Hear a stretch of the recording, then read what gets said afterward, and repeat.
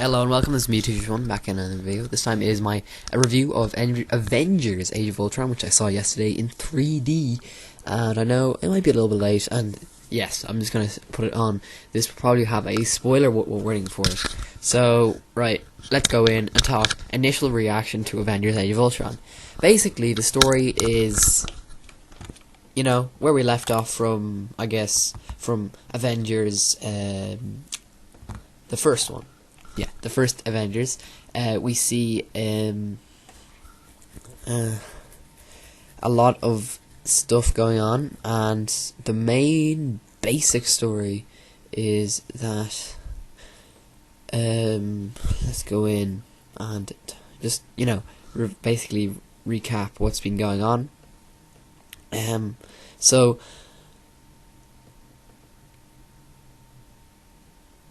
basically, the encounter 2 of Strucker's experiments. These are, of course, the Avengers, featuring Tony Stark, Steve Rogers, Thor, Bruce Banner, Natasha Romanoff, and Clint Barton. They raid a Hydro outpost, and twins Pietro, who has superhuman speed, and Wanda Maximoff, who can manipulate minds and throw an energy blast. They encounter and apprehend Strucker while Stark acquires Loki's scepter. Stark and Banner discover an artificial intelligence with the scepter's gem and secretly uses it to complete Stark's global defense program, Ultron. The unexpectedly sentient Ultron, believing that he must eradicate humanity to save Earth, eliminates Stark's AI Jarvis and attacks the Avengers during a victory party at their headquarters. That's a basic storyline. So they acquire this scepter, right? And it has these gems, and this is basically to complete the global defense program they need, and it is Ultron.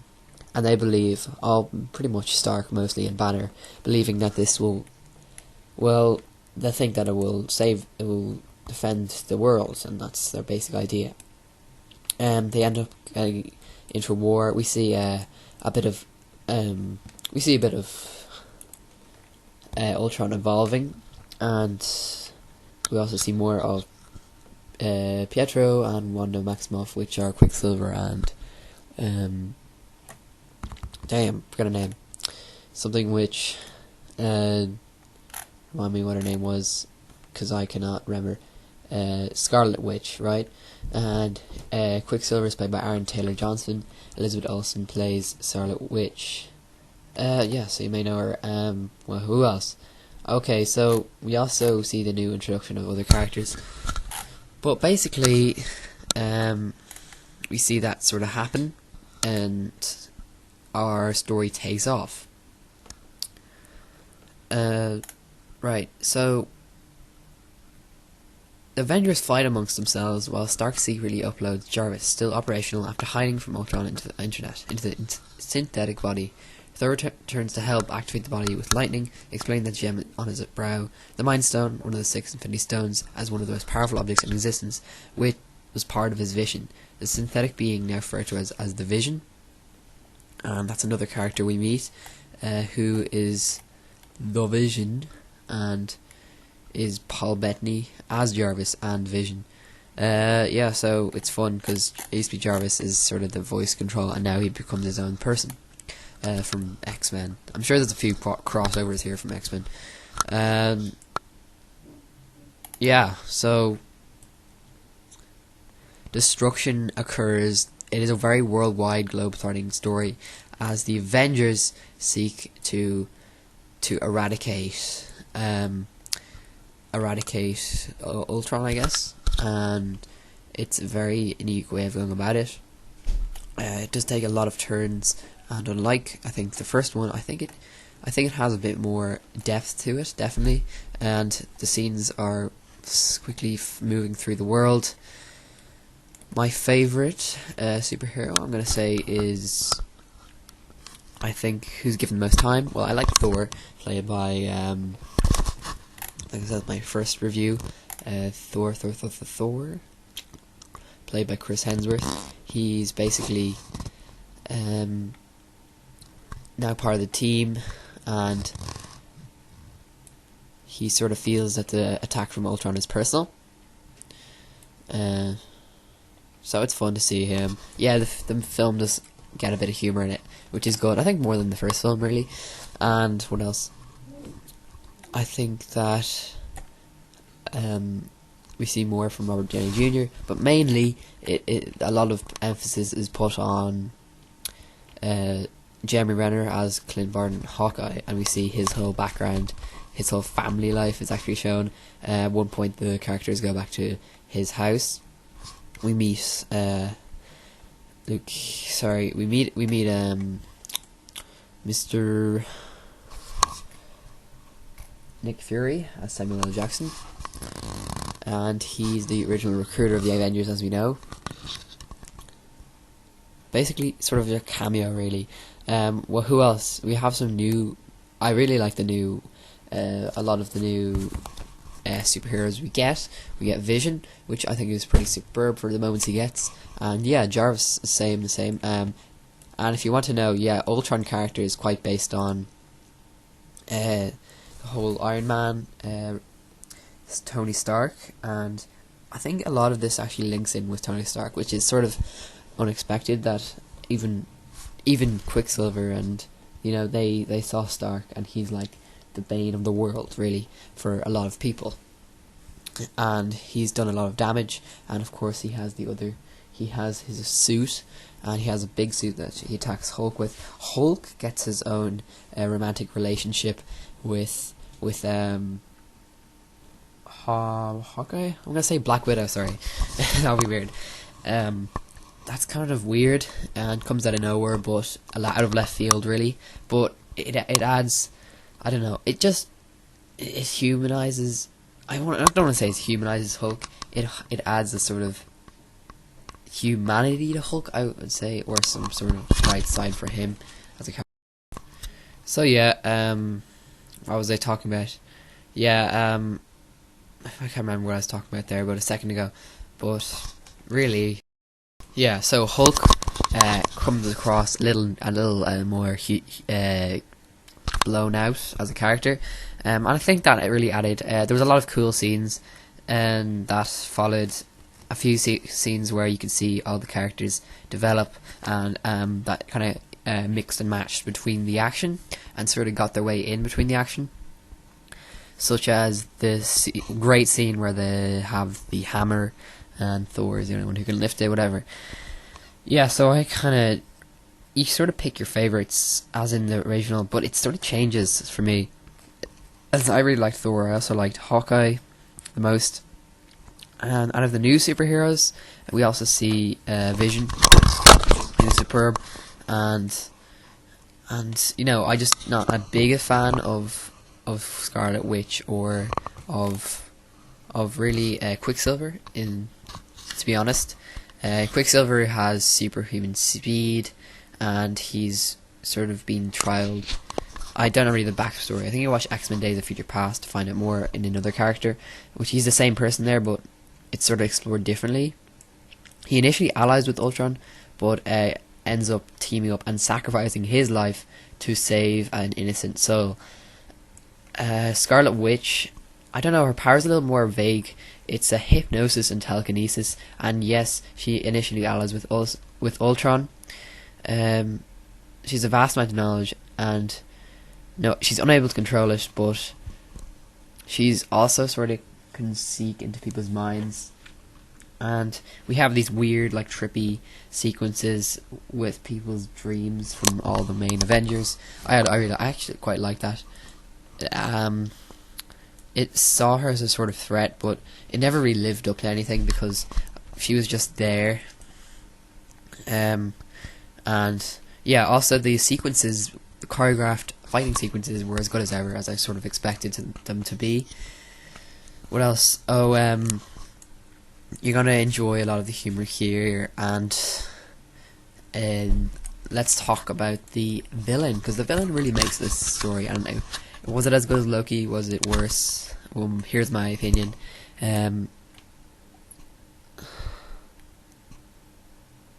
Well, let's talk about them. So it was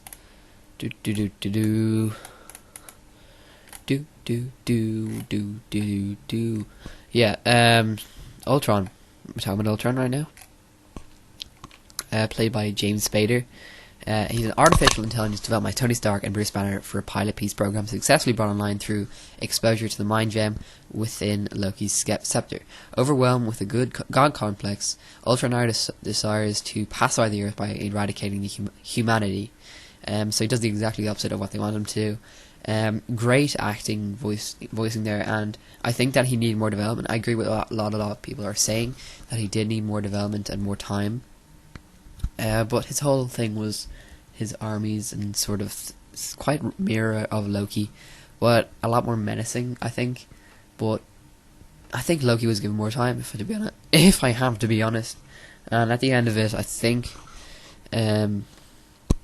he was destroyed, whatever.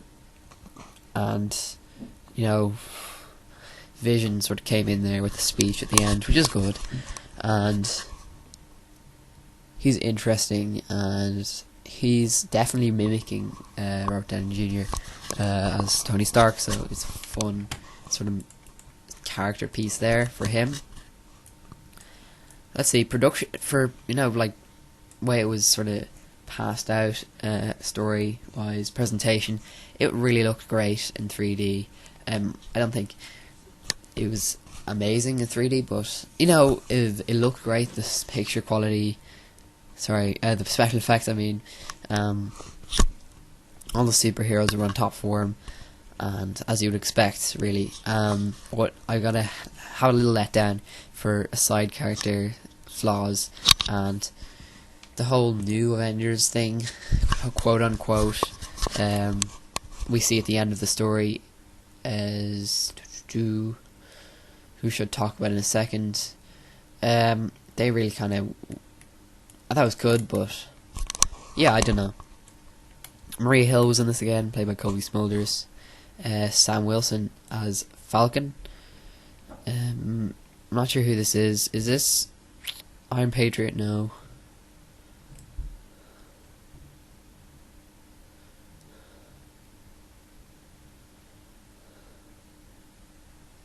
Yeah, so Iron Patriot was also in this movie, and we see a group of new Avengers, but we might definitely have to see the return of the other Avengers in whatever the next one is called.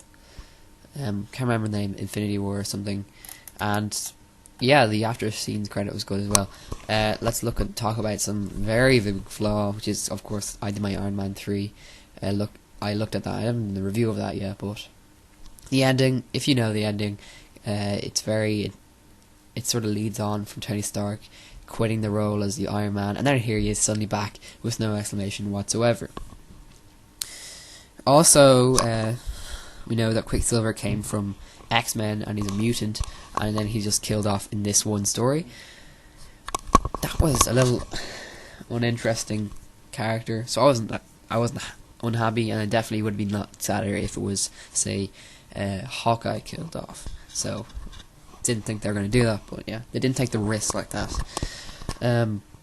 What else? Okay, so the story was better than the first one. I think the humor was better. Let's see, the superheroes, most of them really were as good as last time. I think the character pieces were a little stronger as well, but continuity, come on, it was kind of weird, and the story. It keeps moving, and just like the last one, it really keeps moving like a comic book movie should. But the ending, don't know, I just thought it was a little underwhelming. Actually, yeah, I don't know. Still think it was a good ending, and the after credit scene was amazing as always, with Thanos from Guardians of the Galaxy, sort of preparing himself with the welding the hammer thing. And how Vision can lift the hammer now. I don't know if he's going to reappear. Probably will, in some way, or in Avengers maybe. I don't know. As an Avenger, don't know.